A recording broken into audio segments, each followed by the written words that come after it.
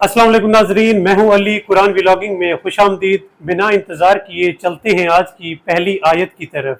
सूरह बकरा आयत 155।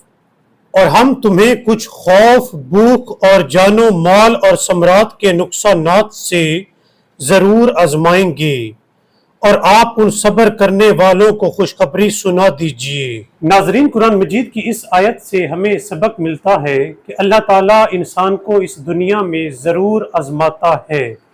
वो रिज्क दे के भी आजमाता है और इंसान से रिज्क ले के भी आजमाता है।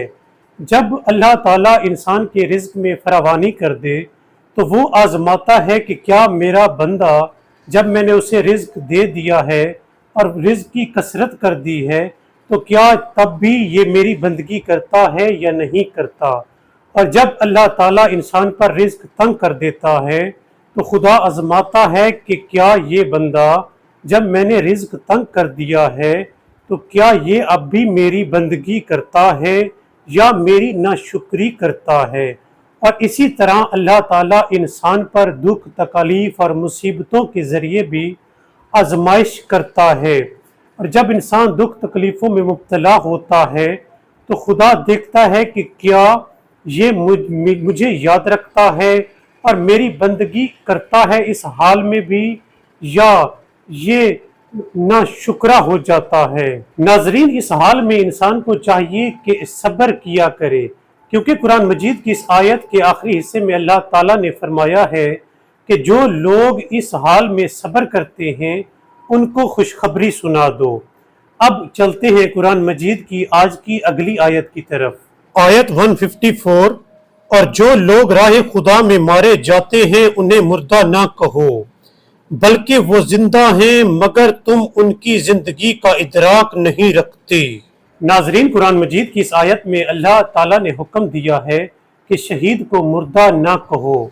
बेशक शहीद जिंदा होते हैं और अल्लाह के हाथ से रिज्क पाते हैं, लेकिन हम उन चीज़ों का इदराक नहीं रखते। अब चलते हैं कुरान मजीद की अगली आयत की तरफ। आयत 148। और हर एक के लिए एक सिमत है जिसकी तरफ वो रुख करता है, बस तुम लोग नेकियों की तरफ सबकत करो। तुम जहां कहीं भी होगे, अल्लाह एक दिन तुम सबको हाजिर करेगा। यकीनन अल्लाह हर चीज पर कादिर है। नाजरीन, कुरान मजीद की इस आयत में अल्लाह ताला ने हुक्म दिया है कि ए लोगों, तुम नेकियों की तरफ सबकत करो। इसलिए हमें चाहिए कि हर रोज़ छोटी छोटी नेकियां जमा किया करें जो आखिरत में हमारे काम आएंगी। हमें चाहिए कि हर रोज़ नमाज पढ़ा करें, अपने रिश्तेदारों के साथ, वालिदैन के साथ अच्छा सलूक किया करें और लोगों के साथ अच्छे अखलाक से पेश आया करें। अल्लाह ताला से दुआ है कि अल्लाह ताला हम सबको नेकियों में सबकत करने की तौफीक अता फरमाए और अल्लाह ताला हमें अपनी आजमाइशों पर सब्र करने की तौफीक अता फरमाए। आज की वीडियो में बस इतना ही। आपसे मिलते हैं अगली वीडियो में। तब तक के लिए अल्लाह हाफिज़।